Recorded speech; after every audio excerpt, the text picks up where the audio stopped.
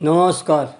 পৃথিবীর ইতিহাস শুধু মানুষের ইতিহাস নয়, প্রাণের বিবর্তনের ইতিহাস। হাজার হাজার বছর ধরে এই পৃথিবীতে রাজত্ব করে গেছে বিশালাকার প্রাণীরা। অপেক্ষিত ক্ষুদ্রদেহী মানুষ আজ বুদ্ধির জলে এই পৃথিবীর অধীশ্বর। মানুষের অস্তিত্ব রক্ষার প্রবল প্রয়োজনে বন্যপ্রাণ সংরক্ষণে সচেতনার কথা আজ দিক দিগন্তে বজ্র নির্ঘোষে উচ্চারিত হচ্ছে। আজও অর্থলোলুপ কিছু মানুষ বন্যপ্রাণ ধ্বংস করে চলেছে। এতে বিপন্ন হচ্ছে পৃথিবীর ভারসাম্য। পৃথিবী থেকে লুপ্ত হয়ে চলেছে কত প্রজাতির প্রাণ। তাই বন্যপ্রাণ সংরক্ষণ আর অত্যন্ত জরুরি হয়ে পড়েছে। প্রতি বছর পশ্চিমবঙ্গ জুড়ে 6ই নভেম্বর থেকে 12ই নভেম্বর বন্যপ্রাণ সপ্তাহ পালিত হয়। বন্যপ্রাণ সম্পর্কে জনসাধারণের সচেতনা বৃদ্ধির জন্য এই বন্যপ্রাণ সপ্তাহকে উপলক্ষ করে ইউটিউবের সাহিত্যে নবদিগন্ত চ্যানেলে আজকের ভিডিওটি হলো বন্যপ্রাণ সংরক্ষণ একটি প্রয়োজনীয় পদক্ষেপ। গ্রন্থনায় রবীন্দ্র কুমার চক্রবর্তী। প্রাকৃতিক ঔজ্জ্বল্যের দীপ্যমান ও বৈচিত্র্যময় পশ্চিমবঙ্গে যুগ যুগ থেকে বহু বর্ণময় পশু ও পাখি প্রাচীন ভূখণ্ডের অরণ্য, নদ নদী, উপত্যকা, পার্বত্য ভূমি ও সমভূমিকে প্রাণময় করে রেখেছে। আসমুদ্র হিমাচল থেকে এর বিস্তৃতি, জলবায়ুর তারতম্য, মাটির বিভিন্নতা স্বাভাবিকভাবে প্রতিফলিত অরণ্যক পরিবেশে। বিচিত্র অরণ্যক পরিবেশের মাঝে ছড়িয়ে আছে বর্ণময় বৃক্ষলতা, গুল্ম ও বন্যপ্রাণী। অনুচ্চ ভূমির টিনের আস্তরণ একটু নিচে মিশেছে ফার্ন, হ্যামলক, রেডোড্রনের জঙ্গলে। এই জঙ্গলকে রঙিন করেছে নানা বর্ণের রেডোড্রন গুচ্ছ, আর আকর্ষণীয় করেছে বিরল প্রজাতির লাল পান্ডা, উড়ন্ত কাঠবিড়ালি আর মোনালিসা পাখি। উত্তরাঞ্চলে ক্রান্তীয় আত্মপর্ণমুচী শাল অরণ্যের মাঝে মাঝে আছে নিচু নদীভিত্তিক শিশু ক্ষয়ের শিরীষের বন, যার অনেকটা জড়িয়ে আছে উলুখাগড়ার তৃণভূমি। তৃণভূমির জঙ্গলকে সমৃদ্ধ করেছে ঐতিহাসিক বর্মধারীর ভারতীয় এক শৃঙ্গী গন্ডার, সুগঠিত পেশি সম্মিলিত ভারতীয় বাইসন, বৃহত্তম স্থলচর হাতি আর নানা ধরনের হরিণ। বিশ্বের অন্যতম বিস্ময় সুন্দরবনে জলজঙ্গলে দাপিয়ে বেড়ায় উভয়চর, নোনা জলে ধূর্ত হিংস্র রয়্যাল বেঙ্গল টাইগার, আর জলে কুমির, হাঙর, কচ্ছপ, গোসাপ এবং নানা প্রজাতির কাঁকড়া।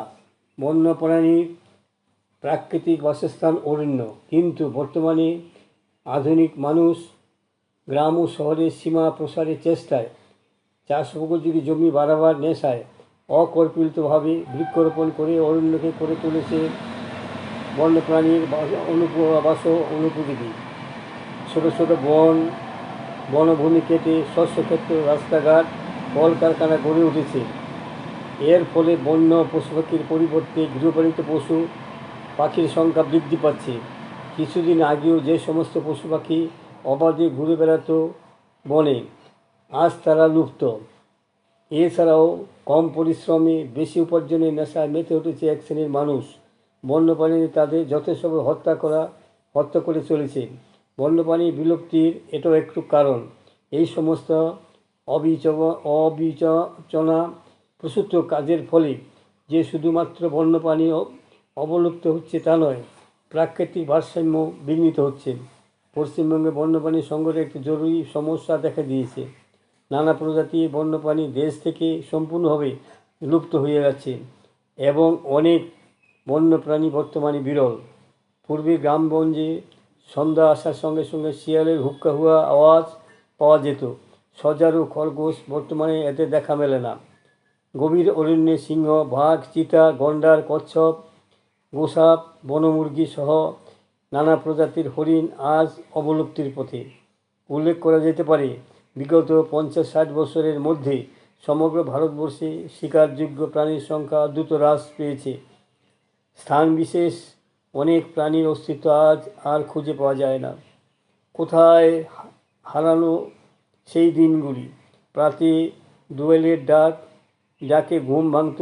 নিঝুম নিস্তব্ধ দুপুরে শুনতে পেতাম ঘুঘু পাখির একটানা ডাক। সন্ধ্যা হবার সঙ্গে সঙ্গে সাজের আকাশে অসংখ্য বলাকা রাশি ঘরে ফেরার দৃশ্য। আর প্রতিটি বাড়িতে ছিল চড়াই, দোয়েল, ফিঙে শালিক পাখির আনাগোনা। এছাড়া রবি শস্য চাষের সময় সর্ষে ফুলের লোভে সুদূর থেকে উড়ে আসা মৌমাছির জাক প্রতিটি গ্রামই কম বেশি দেখা যেত। কিন্তু বর্তমানে কোথায় হারিয়ে গেল তারা, যারা এককালে আমাদের প্রতিবেশীর মতো আশেপাশে থাকত। সুন্দরবনে এককালে একশৃঙ্গ গন্ডার ও বন্য হরিণ পর্যাপ্ত পরিমাণে ছিল, কিন্তু বর্তমানে সুন্দরবনে এদের অস্তিত্ব বিপন্ন হয়ে পড়েছে। একইভাবে মালদহ জেলার নীলগাই এবং ডুয়ার্সের তরাই অঞ্চলের ডাওর পাখি এবং কৃষ্ণসার মৃগ বর্তমানে লুপ্তপ্রায়। বাঘের চামড়ার ভালো বাজার দর থাকায় শিকারীরা চোরাপথে বনের বাঘ শিকার করে থাকে। অনেক শিকারী আবার বাহবা পাবার আশায় বাঘ শিকারে মত্ত হয়। কখনো কখনো বাঘ উপদ্রব এলাকায় গ্রামবাসীরা তাদের গৃহপালিত পশুদের রক্ষা করার জন্য বাঘ মেরে থাকেন। এছাড়া নানা কারণে এই শতকে বনাঞ্চলে সংকোচন ঘটেছে। অরণ্য সন্নিহিত অঞ্চলে জ্বালানি সংগ্রহকারী মানুষের চাপ তো আছেই, এর সঙ্গে গৃহপালিত তৃণভোজী পশুর অনিয়ন্ত্রিত বিচরণে ও তাদের খাদ্য আহরণে বনাঞ্চলে তৃণভোজী হাতির মতো প্রাণীদের খাদ্যাভাব ঘটেছে। আবার বেশ কিছু বনাঞ্চলে মুনাফালোভী স্বার্থন্বেষী মানুষের দ্বারা আক্রান্ত।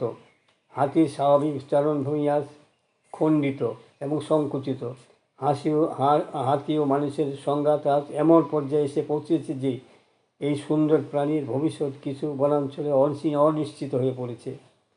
বিহারের দলমা পাহাড় এবং ডুয়ার্স ও তরাই অঞ্চলে হাতির দল খাদ্যের অভাবে লোকালয়ে হানা দিচ্ছে বারবার।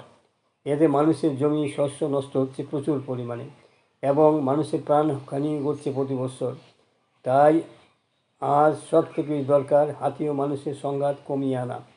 আর এই ব্যাপারে সন্নিহিত বনাঞ্চলের মানুষের স্বতঃস্ফূর্ত সহযোগিতা একান্তভাবে কাম্য। বন্যপ্রাণী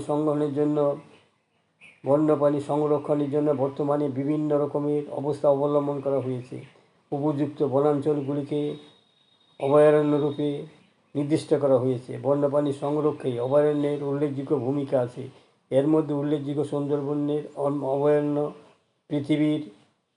এই অভয়ারণ্যে থাকে পৃথিবীর বিখ্যাত দি রয়্যাল বেঙ্গল টাইগার। 24 পরগনা জেলার আরেকটি অভয়ারণ্য হলো সজনেখালি।